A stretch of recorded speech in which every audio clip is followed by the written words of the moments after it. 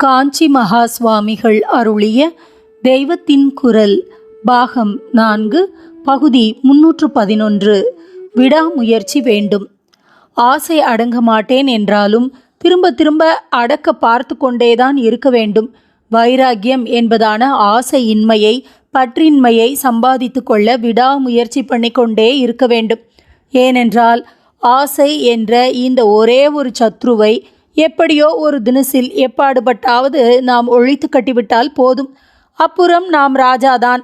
ராஜா என்றால் இந்த உலகத்து ராஜா இல்லை. அவனுக்கு உள்ள ஆசையும் தொல்லையும் நமக்கு வேண்டவே வேண்டாம். நான் சொல்வது ஆசை தொல்லை கிட்டவே வராத சாஸ்வத சாந்தத்தை உடைய ராஜா. பல 100,000 கெட்ட விருத்திகளை ஒவ்வொன்றாய் அடக்க பார்த்து பிரயோஜனமில்லை. அது முடியாத காரியம். ஆகையால் அவை கிளைகள் என்றால் அவற்றுக்கு வேறாக உள்ள ஆசை என்ற ஒன்றை வெட்டிவிட்டால் அது போதும். ஆனால் வெளியே நீண்டிருக்கும் கிளையை வெட்டுவதை விட உள்ளே புதைந்துள்ள வேரை தோண்டி அழிப்பது ரொம்பவும் கஷ்டம்தான்.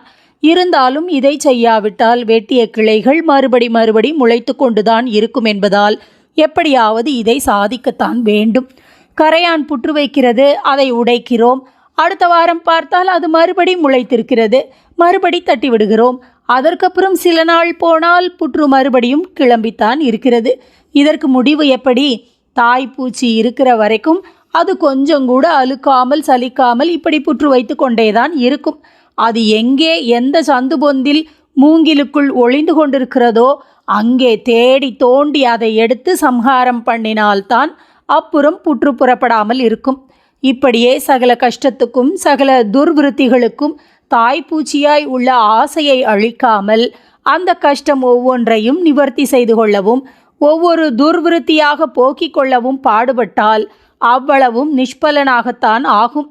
காரணத்தை அழிக்காமல் விடும் வரை விளைவுகளை நிரந்தரமாக அழிப்பது என்பது நடக்காத காரியம்.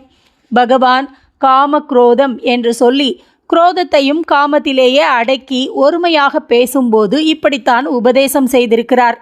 காம ஏஷ குரோத ஏஷ ரஜோகுண சமுத்பவஹ. இதற்கு அர்த்தம் சொல்லிவிட்டேன்.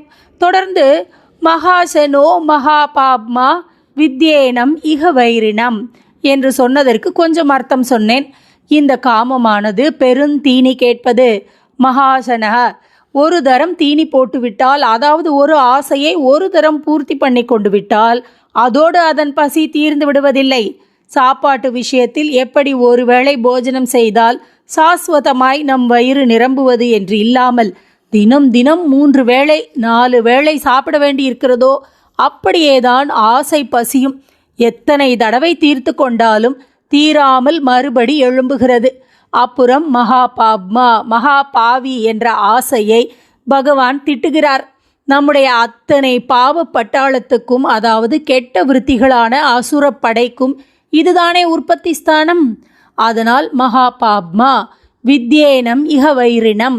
வித்தி ஏனம் இக வைரினம். பொழிப்புரையாய் சொன்னால் இக ஏனம் வைரினம் வித்தி. இக இந்த உலகத்திலே, சம்சாரத்திலே, ஏனம் இதை இந்த காமத்தை, வைரினம் விரோதியாக, வித்தி அறிந்துகொள். இந்த லோக வாழ்க்கையில் காமம்தான் பெரிய சத்ரு என்று தெரிந்து கொள்ளடாப்பா என்கிறார்.